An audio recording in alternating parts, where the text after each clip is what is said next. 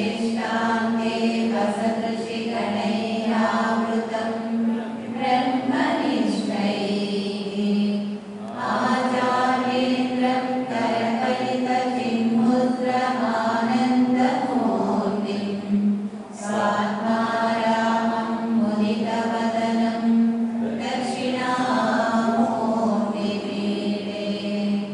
विश्वं दर्पणदृश्यमान नगरी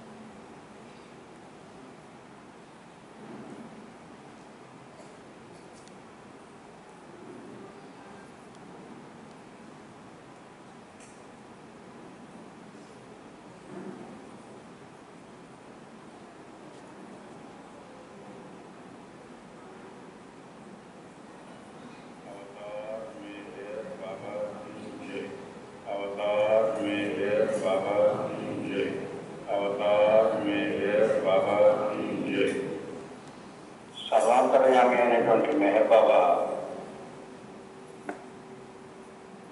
మన ఉపాధి సంబంధమైనటువంటి అనుభవమును, తత్సంబంధమైనటువంటి ఎరుకను కలిగి ఉండడమే కాక ఏ ఆత్మ అనుభవము కొరకు ఈ ఉపాధులను ధరించి జీవిస్తున్నదో ఆ ఆత్మకు సంబంధించినటువంటి సర్వానుభవము కూడా, అంటే లక్షలాది జన్మలకు సంబంధించినటువంటి సర్వానుభవము కూడా సర్వాంతర్యామి అయినటువంటి మెహర్ బాబా వారి యొక్క అనుభవంలో ఉంటుంది. సాధారణంగా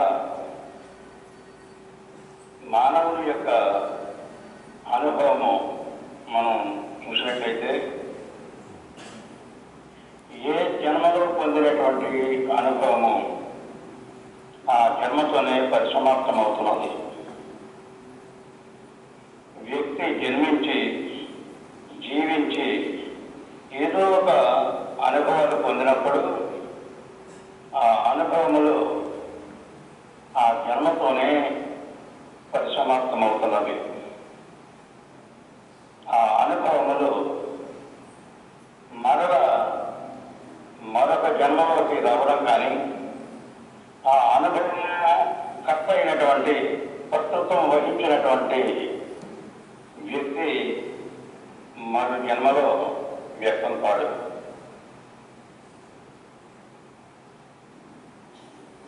మానవ జీవితానికి ఆధారమై ఉన్నటువంటి నిజాత్మ జీవాత్మ మాత్రము ఈ అనుభవముల కొరకు అనేక వేషములు ధరించి జన్మల పేరిట వ్యక్తమవుతూ ఈ జీవితాన్నంతా కొనసాగించుకుంటుంది. అవతార పురుషుని యొక్క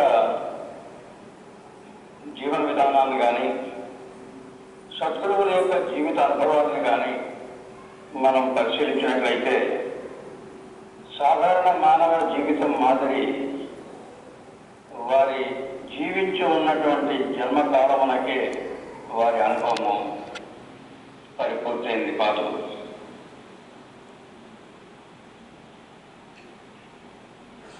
భగవంతుడు అవతారుగా అవతరించినప్పుడు, అవతారుగా సృష్టి అంతటితోనూ సంబంధపడి ఉన్నప్పుడు, సృష్టి అంతటితోనూ తాదాత్మ్యత చెంది ఆయన ఆధ్యాత్మిక కార్యక్రమం నిర్వర్తిస్తూ అందరిలోనూ అంతర్యామియై అన్ని ఆత్మలకు పరమాత్మయై వ్యవహరించినటువంటి ఆయన అనుభవము శరీర విసర్జనతో పరిసమాప్తమయ్యేది కాదు. ఆ అనుభవ స్థితి శాశ్వతమైనటువంటిది. ఈ శాశ్వతత్వ సంబంధమైనటువంటి అనుభవము మనము గుర్తిడుగుట ఎలాగో,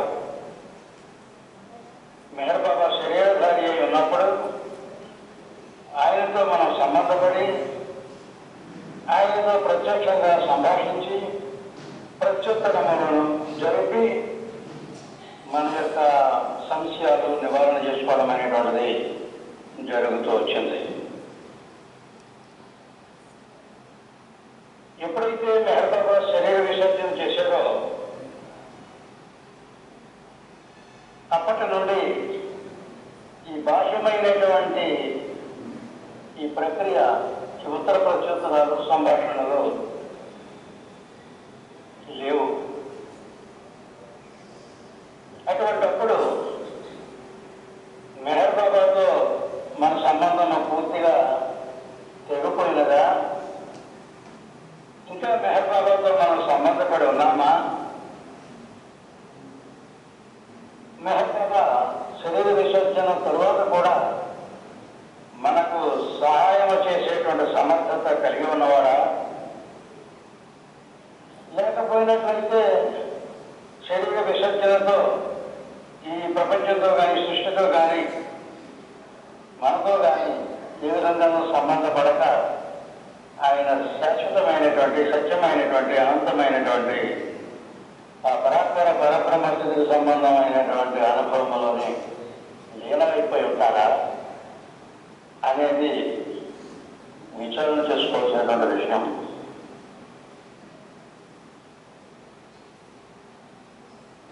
సాధారణంగా లోకోక్తి ఏమంటారు అంటే, శరీరం విడిచిన తర్వాత సద్గురువులు కానీ అవతార పురుషులు కానీ ఈ ప్రపంచంతో సంబంధపడి ఉండరు. ఈ ప్రపంచ మానవాళికి వారు ఏ విధంగానూ సహాయము అందజేయలేరు. వారి శరీరంలో ఉన్నప్పుడు మాత్రమే ఈ ప్రపంచంతో సంబంధం కలిగి ఉంటారు తప్ప శరీర విసర్జన తప్ప ఏ విధమైనటువంటి సంబంధం ఈ ప్రపంచంతో ఉండదు అనేటువంటిది అనుకుంటూ ఉంటారు. అది నిజము కాదు. మెహర్ బాబా అంటుండేవారు, నేను మీలో అంతర్యామిగా ఉంటూ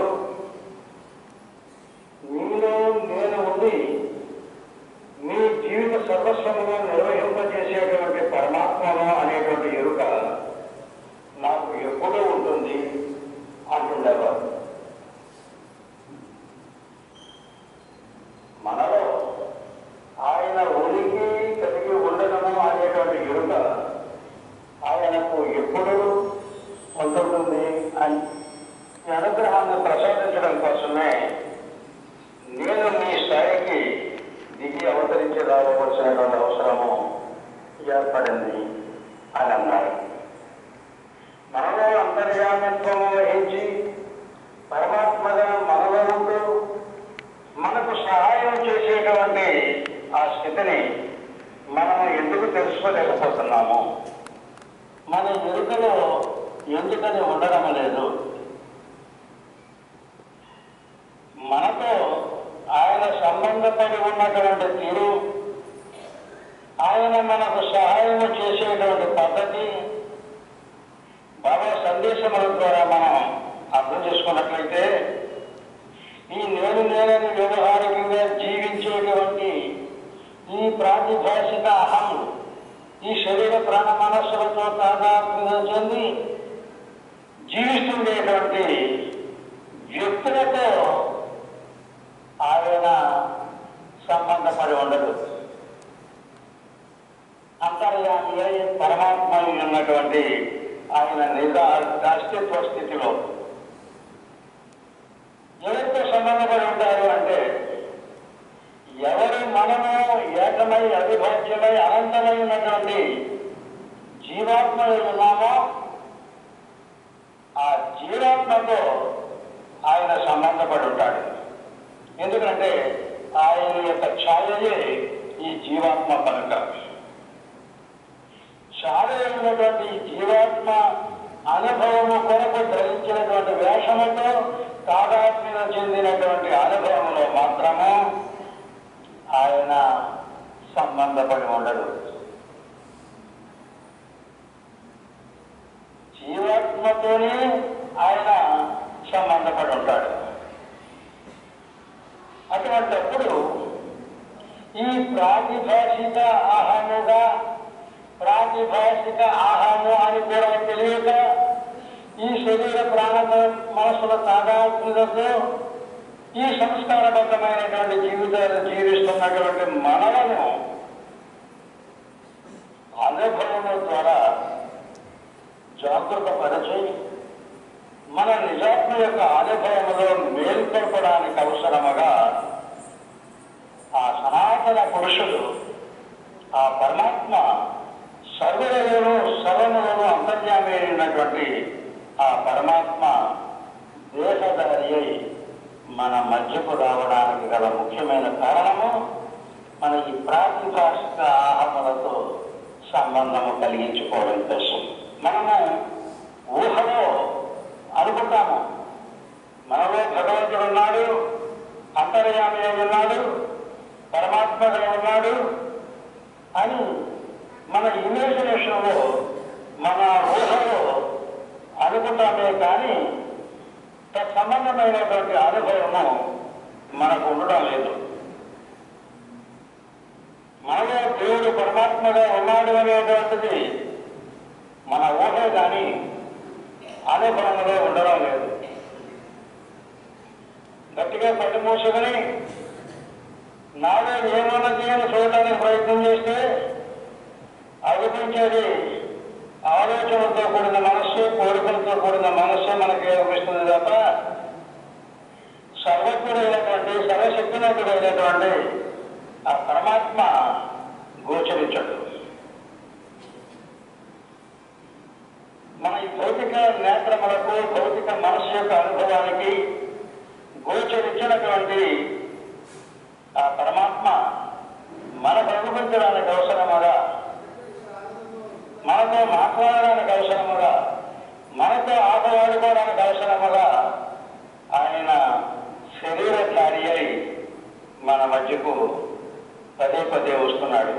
యుగ యుగాల వస్తున్నాను అని తెలియజేస్తాడు మెహర్ బాబా.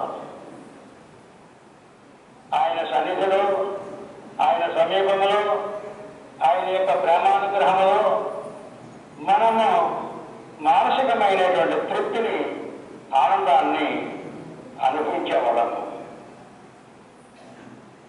ఆయన సహవాస భాగ్యము లభిస్తేనే చాలు అనేటువంటి దృక్పథంతో మనం ఎప్పుడు దర్శనమిస్తారా, ఎప్పుడు సహవాసం ఇస్తారా అని వేచి ఉండేవాళ్ళం ఆ సమయం కోసం.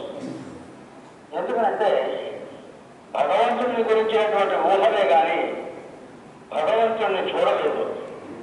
శ్రీరాముని గురించి చదువుకున్నాము, విన్నాము. శ్రీకృష్ణ పరమాత్మల గురించి చదువుకున్నాము, విన్నాము. వారి వారి గొప్పతనములు, వారి వారి దైవీ స్థితులు ఇవన్నీ మనము గ్రంథరూపంలో చదువుకున్నామే తప్ప ప్రత్యక్షముగా చూడలేదు. మనము చూసిన జ్ఞాపకము, వారితో గడిపినటువంటి జీవన విషయాలు మనకు జ్ఞాపకం లేకపోయినా గత అవతారాలతో మనమంతా జీవించిన వాళ్ళమే. ప్రస్తుతం మెహర్ బాబా కాలంలో మనము జన్మించి ఆయనను ప్రత్యక్షముగా దర్శించి ఆయనతో మాట్లాడి, ఆయనతో ఆటలాడి గడిపినట్లుగానే గత జన్మలలో శ్రీరాముడు అవతరించినప్పుడు, కృష్ణ పరమాత్మ అవతరించినప్పుడు అప్పుడు కూడా వారితో మనం సంబంధం కలిగి ఉన్నాము. కానీ అవేమీ మనకు జ్ఞాపకం లేవు. జ్ఞాపకం లేకపోయినా ఈ గ్రంథములు చదవడం ద్వారా, రామాయణ భాగవతాదులు మనం చదవడం ద్వారా ఈ శ్రీరామ శ్రీకృష్ణుల గురించినటువంటి ఎన్నో విషయాలు మనము చదివి ఆనందిస్తూ ఉంటాము. ఆ కాలంలో జన్మించి వారితో జీవించి ఉంటే ఎంత బాగుండేది, ఆ కాలంలో వారితో జీవితం గడిపినటువంటి వాళ్ళ అదృష్టం ఎంత అదృష్టము అనుకుంటుంటాము.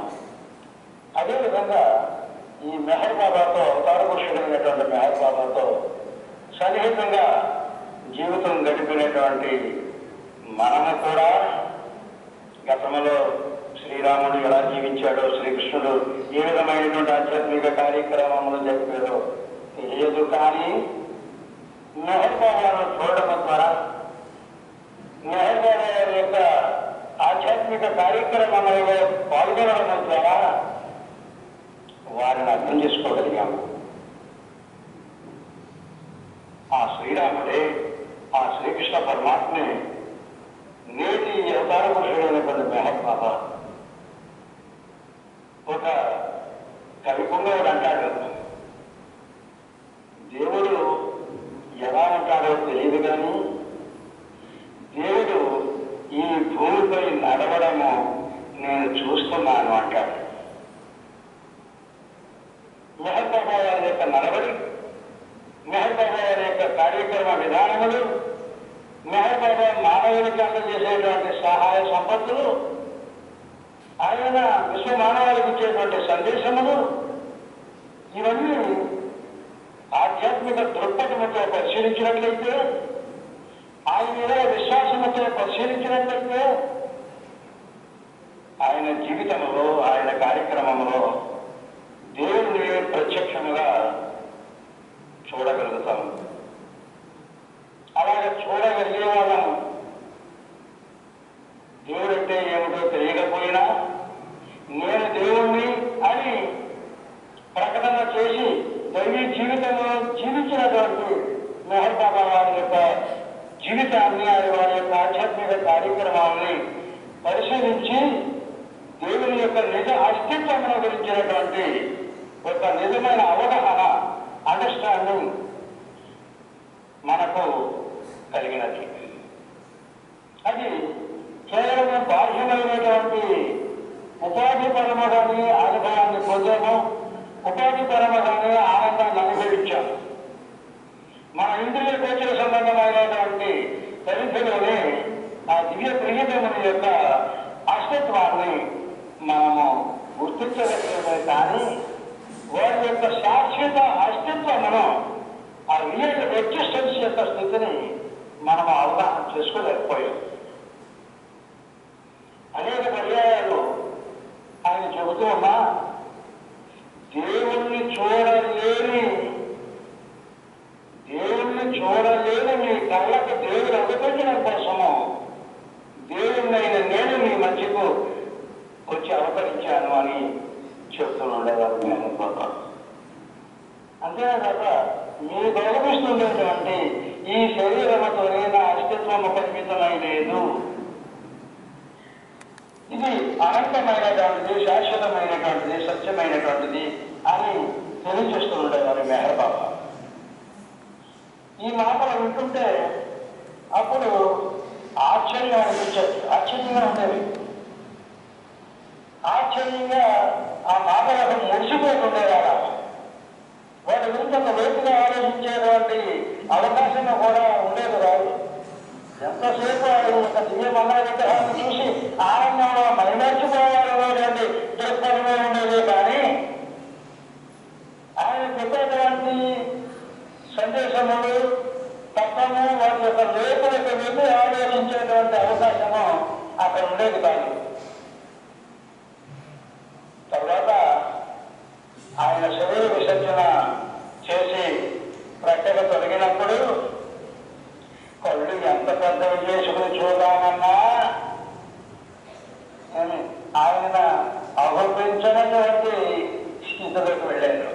మన భౌతిక నియంత్రణలకు అగుపించినటువంటి స్థితిలోకి వెళ్ళారు. దానితో అప్పటి వరకు కళతో చూస్తూ, శరీరంలో స్పర్శిస్తూ, చక్కగా మనసుతో ఆనందిస్తుండేటువంటి వాళ్ళము ఈ స్థితి ఊహించినటువంటిది. వ్యాపారం మన మధ్య నుంచి వెళ్ళిపోతాడని ఎప్పుడు అనుకోలేదు. ఆయన వెళ్ళక తగ్గలేదు, ఆయన వెళ్ళాడు. వెళ్ళిన తర్వాత మన ఇంద్రియ గోచరము కానీ ఆయన యొక్క అస్తిత్వము నిజముగా శాశ్వతముగా ఉన్నదా? గతము మాదిరి మనకు సహాయము చేయగలిగేటువంటి స్థితి ఆయనకు ఉన్నదా అనేది. ఆయన యొక్క సందేశములు, తత్వము ఎదుట ఉండేటువంటి ఆత్మానుభవ సంబంధమైనటువంటి విషయ అవగాహన లేని కారణం చేత ఏమనిపిస్తుంది? అప్పుడు అనిపించారు, సందేశాలు ఇచ్చారు, ఆదేశాలు ఇచ్చారు. ఆయన పని 100% ముగించుకొని ఆయన వెళ్ళిపోయారు. ఇక మనమేమి చేయాలి? గతంలో కొన్ని అలవాట్లు ఉన్నవి. ఏమిటి అంటే ఆయన నామస్మరణ చేయడం, ఆయన మానవాళికి ఇచ్చేటువంటి ప్రార్థనలు చదవడము, సంవత్సరం మనకు ఒక రోజు మౌనము వహించడము, మెహర్ బాబా చిత్రపటాలకి హారతులు ఇవ్వడము, ఇటువంటి కొన్ని అలవాట్లు ఉన్నవి ఆయన శరీరంతో ఉన్నప్పటి నుండి కూడా. వాటితో మనము పరిమితులమై ఆస్తి నామములతోనే తృప్తి నుండి ఆయన నామస్మరణ చేసుకోవడము, ఆయన మానవుడికి ఇచ్చినటువంటి ప్రార్థనలు చదువుకోవడము, ఆయన గురించినటువంటి ఆయన జీవిత వైభవం గురించినటువంటి కీర్తనలు పాడుకోవడము, ఆయనకు ఆర్తలు ఇవ్వడము, ఆయన చిత్రపటములకు ఆర్తలు ఇవ్వడము, ఈ విధముగా ఈ అలవాటుది కొనసాగుతూనే ఉంది. ఇలా కొనసాగించుకుంటూ బాబాను ప్రేమిస్తున్నాను, బాబా మన దైవము, బాబా నాకు సహాయం చేస్తాడు అనేటువంటి విశ్వాసంతో మనము ఆయనను ఆశ్రయించుకొని మనకు చేతనైన రీతిలో ఆయన ప్రేమిస్తూ జీవిస్తున్నాము. ఇలా జీవించేటువంటి ఈ జీవిత అనుభవం ఎప్పుడూ ఒకే విధముగా ఉంటుంది అనుకోకూడదు. ఈ ద్వంద్వానుభవ సంబంధమైనటువంటి ఎరుక కోసము కర్మ ఏ అనుభవంలో ప్రవేశింపజేసి అనుభవింపజేస్తే సంబంధమైనటువంటి అనుభవంలోనే మనం జీవించవలసిన అవసరం ఏర్పడుతుంది. ఒక్కొక్కప్పుడు ఏ విధమైనటువంటి ప్రాబ్లమ్స్, ఏ విధమైనటువంటి సమస్యలు లేకుండా హాయిగా నిశ్చింతగా గడిచిపోతుంది. బాబా అడుగడుగున నాకు ఎంత సహాయం చేస్తున్నారు అనిపిస్తుంది. ఆ విధంగా ఆయన్ని ప్రేమిస్తూ మనం జీవిస్తూ ఉంటాము. కానీ ద్వంద్వానుభవము తప్పనిసరిగా అనుభవించవలసినటువంటి ఆ కరుణాసనమైనప్పుడు, సుఖములకు ద్వంద్వమైనటువంటి దుఃఖము అనుభవించవలసినటువంటి అవసరం ఏర్పడినప్పుడు తట్టుకోలేని దుఃఖానుభవములో, కష్టానుభవములో, బాధానుభవములో రోగములను అనుభవిస్తూ రోగ విముక్తులను కావాలనేటువంటి దృక్పథముతో మెహర్ బాబాను అర్థించి కోరి ఆయనకు ప్రార్థనలు చేసి నాకు స్వస్థత చేకూర్చమని అర్థించిన మన పిలుపు ఆయన విన్నట్లుగా అనిపించదు. ఆయన సహాయం చేస్తుండేటువంటి అనుభవం మనకు అందుబాటులో ఉండడం లేదు. ఎంతో సహాయం చేస్తాడా అని కొండంత ఆశతో మనం ఎదురు చూస్తే ఏ సహాయము లభించక కాలం వెళ్ళమారుస్తూనే ఉంటాం. ఈ సందర్భాలను పురస్కరించుకొని మెహర్ బాబా సందేశ అవగాహన సక్రమమైనటువంటి రీతిలో లేకపోయినప్పుడు ఉదయం చెప్పుకున్నామే, మాయాస్వరూపమైనటువంటి మనస్సు, ఆ మనస్సు ఏంచే బ్రతుకు మెహర్ బాబా వారి ఆధ్యాత్మిక కార్యక్రమం ఆయన సరే నాకు సహాయం చేయరా? నిజంగా ఆయన దేవుడు అయితే ఆయన దేవుడు అయి ఉండొచ్చు, అవతారం అయి ఉండొచ్చు. కానీ శరీరధారులై ఉన్నప్పుడు ఆయన కార్యక్రమం పూర్తి చేసుకుని వెళ్ళిన తర్వాత ఇంకా ఆయన నాతో ఏ విధంగానూ సంబంధపడలేమో అనేటువంటి ఈ సంశయములకు గురి కావడము, ఈరుగు పొరుగువాడు వారు వీరు ఇంకా మెహర్ బాబా మీకేం సహాయం చేస్తాడు, ఆయన పని ఏదో చేసుకుని వెళ్ళిపోయాడు, అదిగో అక్కడ యోగున్నాడు, ఇక్కడ ఈ మహాత్ముడు ఉన్నాడు, ఇక్కడ విభూదిస్తున్నాడు, అక్కడ రక్షణ అక్కడ గురువు ఉన్నాడు, ఇక్కడ సద్గురువు ఉన్నాడు. వాళ్ళైతే మన బాధను వింటారు, అర్థం చేసుకుంటారు, అవసరమైన సహాయం చేస్తారు అని ఆయమ్మ ఈ అమ్మ చెప్పుకోవచ్చునుంటే బాబా సందేశం మీద సక్రమమైనటువంటి అవగాహన లేని అజ్ఞానములో నిజమేనేమో అని భ్రమిస్తుంది. మెహర్ బాబా లేరేమో, మెహర్ బాబా మనకు సహాయం చేయలేమో అని భ్రమిస్తూ ఉంటాము. అక్కడికి ఇక్కడికి తిరుగుతూ ఉంటాము. ఆ యంత్రాలు ఇస్తాము,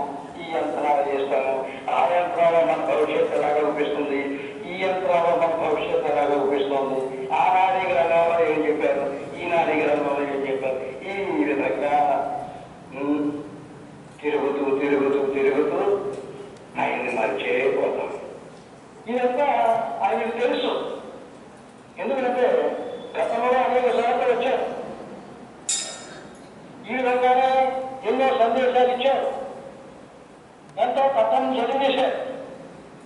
అయినప్పటికీ ప్రకృతి కలిగేటప్పటికీ ఈ మానవుని యొక్క అజ్ఞానం, తన గురించి తాను తెలుసుకోలేనటువంటి అజ్ఞానంలో ఉండేటువంటి మానవుని యొక్క ఆశయాలు ఇవన్నీ ఆయనకు తెలియనివేమీ కావు. అందుకని గుర్తించి విశ్వసించి తనను ప్రేమించినటువంటి ఆ ప్రేమికులను రెండు చేతుల మీరు పట్టుకోండి, నా కొంగు గట్టిగా పట్టుకోండి. ఆపత్కాలంలో ఒక చేతితోనే పట్టుకుంటే కాలిపోయే ప్రమాదం ఉన్నది. అందుచేత నా కొంగు రెండు చేతులతో పట్టుకుని నన్ను ఆశ్రయించి, నన్ను విశ్వసించి, నన్ను ప్రేమిస్తూ ఉండండి చివరి వరకు. ఆ చివరి ఏంటో చెప్పలేదు. మనం ఎవరిని ఉద్దేశించి మెహర్ బాబా ఈ ఆదేశం ఇచ్చారో వారు మెహర్ బాబా కొంగు పట్టుకున్నారో లేదో నాకు తెలియదు, కానీ మెహర్ బాబా మాత్రం వాళ్ళ కొంగు గట్టిగా పట్టుకున్నారు, విడిచిపెట్టుకుంటారు. అలా గట్టిగా పట్టుకుని ఎన్ని కష్టాలలో ఉన్నా, ఎన్ని ఆపదలో ఉన్నా ఏ సహాయము చేయడం కొరకు మెహర్ బాబా నా ప్రియతమ దైవము ఇది కల్పించారు, ఈ వాతావరణం కల్పించారు, ఈ దుఃఖం అనుభవింపజేస్తున్నారు, ఈ కష్టాన్ని అనుభవింపజేస్తున్నారు. ఈ కష్టములు, ఈ దుఃఖములు ఇవన్నీ ఉపాధిపరమైనటువంటివి. మీకు అనుభవం స్వప్నంలో రాలేదు, స్వప్నంలో అనుభవం ప్రమాదంలో రాలేదు. అటువంటి ఎప్పుడు అశాశ్వతమైనటువంటివి, ఎప్పుడు ఎప్పుడు రాకపోయే స్వభావం కలిగినటువంటి ఈ ఉపాధి సంబంధమైనటువంటి ఎన్ని కష్టములు, ఎన్ని దుఃఖములు కూర్చున్నప్పటికీ కూడా ఆత్మపరమైనటువంటి ఏ సహాయము చేయడం కోసము మెహర్ బాబా ఈ వాతావరణం కల్పించారో, ఈ కష్టాన్ని కల్పించారో, ఈ దుఃఖాన్ని అనుభవింపజేస్తున్నారు అనేటువంటి ఆంతరికమైనటువంటి ఆ భావనతో ఓర్పు వహించేంత శక్తినిస్తూ ఆయన ప్రేమికుడిగా నిలబెడుతున్నారు మెహర్ బాబా. ఆయన ప్రేమ నుండి జారిపోకుండా గట్టిగా పట్టుకుంటున్నాడు. ఇంచేతంటే బాధ్యత ఆయనది కానీ మనది కాదు. ఎందుకంటే ఈ సంస్కార భూయిష్టమైనటువంటి చైతన్యంతో జీవించే మానవులు దేవుని పట్టుకోలేరు. దేవుడిగా అనిపించే దయ్యాన్ని పట్టుకుంటాం మనం. ఈ ప్రలోభాలు ఈ ప్రచారాలకి వ్యామోహితులమై ఏమి దేవుడు అని చెప్పుకునేటువంటి దెయ్యాన్ని పట్టుకోవడమే అలవాటు అయింది, కానీ మనకు నిజంగా దేవుని పట్టుకోవడం అలవాటు అవ్వలేదు. అది ఆయనకి తెలుసు. అంతేతే మనం ఆయన గట్టిగా పట్టుకున్నాడు, విడిచిపెట్టుకున్నాడు. ఇందులో మనం అర్థం చేసుకోవాల్సినటువంటి ఒక రహస్యం ఉన్నది. ఏ విధంగా ఆయన మనతో సంబంధపడి ఉన్నాడు. శరీర విసర్జన చేసిన పిల్లలకు కూడా ఆయన సహాయం చేసేటువంటి స్థితి, విశిష్టత ఏమిటి అనేది మనం అర్థం చేసుకోవాలి. భగవంతుడు అవతరించడము అని అంటే సర్వము తానైనటువంటి భగవంతుడు, నిర్గుణ నిరాకార స్థితిలో ఉన్నటువంటి భగవంతుడు, జన్మించడము కానీ, పెరగడము కానీ, మరణించడము కానీ స్వభావము కాని భగవంతుడు అవతరిస్తున్నాడు అంటే, జన్మిస్తున్నాడు అని అంటే మనము అర్థం చేసుకోవలసినటువంటి ఒక విషయం అన్నది ఏమిటి అని అంటే, ఏ పరమాత్మ అందరిలో అంతర్యామిదై నిష్పక్షపాతముతో ఏ వ్యక్తి ఏ కర్మ ఆచరించి జీవిస్తుంటే ఆ కర్మ ఫలితాన్ని అనుభవింపజేసేటువంటి సూత్రాత్మ పాత్రధారి అయినటువంటి భగవంతుడు, అందరిలోనూ సూత్రాత్మ పాత్రధారి అయినటువంటి ఆ భగవంతుడు ఎవరు ఏ కర్మ చేస్తే తత్సంబంధమైనటువంటి ఫలితములను నిష్పక్షపాతముగా అనుభవింపజేసేటువంటి ఆ భగవంతుడు ఈ సృష్టిలో ఉండేటువంటి సకల జీవులతోనూ సంబంధపడి ఉన్నాడు. సకల జీవులతో సంబంధపడి ఉన్నటువంటి ఆ దేవదేవుడు సూత్రాత్మ పాత్రధారి అయి నిష్పక్షపాతముగా కర్మలను అనుభవింపజేస్తూ ఉండేటువంటి ఆ దేవదేవుడు ఎప్పుడు మానవ చైతన్యము పురోగమనకు అవసరమైనటువంటి రీతిలో మలుపు తిరగవలసినటువంటి అవసరం ఉన్నదో, మలుపు తిరిగి పురోగమించవలసినటువంటి అవసరం ఉన్నదో, అప్పుడు ఈ సూత్రాత్మ పాత్రధారి అయినటువంటి ఆ దేవదేవుడు సకల జీవులలో ఉన్నటువంటి ఆ దేవదేవుడు సద్గురువుల యొక్క అనుభవములో ఉన్నటువంటి సద్గురువుల యొక్క అనుభవములో ఉండేటువంటి పరమాత్మ స్థితి ద్వారా వ్యక్తమవుతున్నాడు. సకల జీవకోటిలోనూ కూడా ఆయా జీవుల యొక్క కర్మానుభవములను నిష్పక్షపాతముగా అనుభవింపజేసేటువంటి ఏ సూత్రాత్మ పాత్రధారి అయినటువంటి భగవంతుడు ఉన్నారో ఆయన సద్గురువుల యొక్క అనుభవములో ఉండేటువంటి పరమాత్మ అనుభవము ద్వారా ఈ సృష్టిలో వ్యక్తమవుతున్నాడు.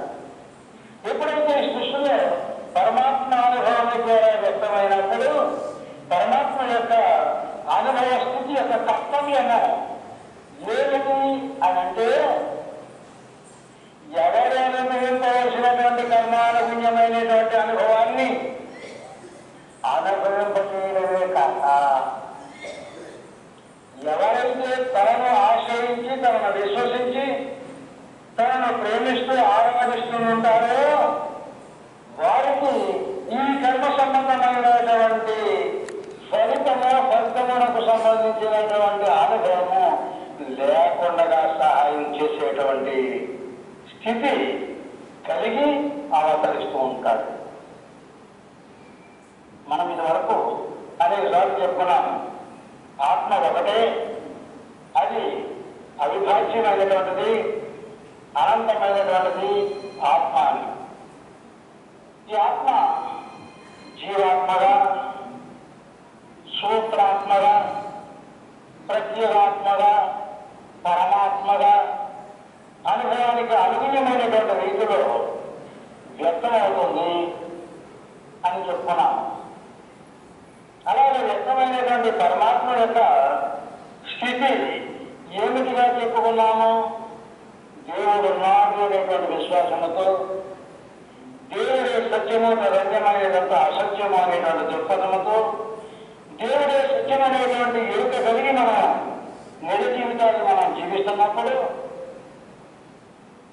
పరమాత్మ పాత్రధారి అయినటువంటి ఆ దేవదేవుడు మన కర్మలన్నింటినీ అనుభవింప చేయవలసినటువంటి సూత్రాత్మ పాత్రధారి అయినటువంటి ఆ దేవదేవుడు ఎవరైతే పరిశుద్ధమైనటువంటి అంతఃకరణతో నిజాయితీతో భగవంతుడిని ఆశ్రయించి భగవంతుడు తప్ప మరన్యమేమీ సరసం లేదు అనేటువంటి దృక్పథముతో దేవుడిని ఒక్కడిగా ఆశ్రయించి ఆరాధన చేసినట్లయితే ఈ పరమాత్మ పాత్రధారి అయినటువంటి ఆ భగవంతుడు ఆ వ్యక్తికి భౌతికముగానే సహాయం చేస్తారు, భౌతిక ఆరోగ్యములను తొలగింపజేస్తాడు, ఆధ్యాత్మిక ధాన్యము శాసనం చేరుస్తాడు. ఈ కార్యక్రమమును పురస్కరించుకొని ఏ శక్తుల ఐదుగురిలోనూ తాను వ్యక్త బ్రహ్మమై పరమాత్మయై శక్తుల యొక్క అనుభవంలో ప్రకాశిస్తున్నాడో ఆయన సృష్టికి అవసరమైనప్పుడు, సృష్టి యొక్క చైతన్యములకు త్రేపు అవసరమైనప్పుడు, ఈ చైతన్యములకు మలుపు అవసరమైనప్పుడు ఆయన శత్రువుల యొక్క మిషగా, ఇది శత్రువులు సహాయం చేస్తున్నారు అనేటువంటి మిషగా ఆయన అవతరిస్తున్నాడు. ఈ అవతరించడంలో ఈ సకల జీవులు ఏ శత్రువుల యొక్క అనుభవము పరమాత్మగా ఉండేటువంటి అనుభవములో ఈ సకల జీవులను ఉద్ధరించవలసినటువంటి బాధ్యత కలిగి ఉన్నారో సంబంధమైనటువంటి చైతన్యము కలిగినటువంటి ఈ అవతార పురుషుడు వ్యక్తమవుతున్నాడు. పరిపూర్ణమై ఆధ్యాత్మిక కార్యక్రమ నిర్వహణ బాధ్యత వహించినప్పుడు కేవలము ఆ కాలముతోనే పరిమితుడై ఉండడు. जब बाबा अवतार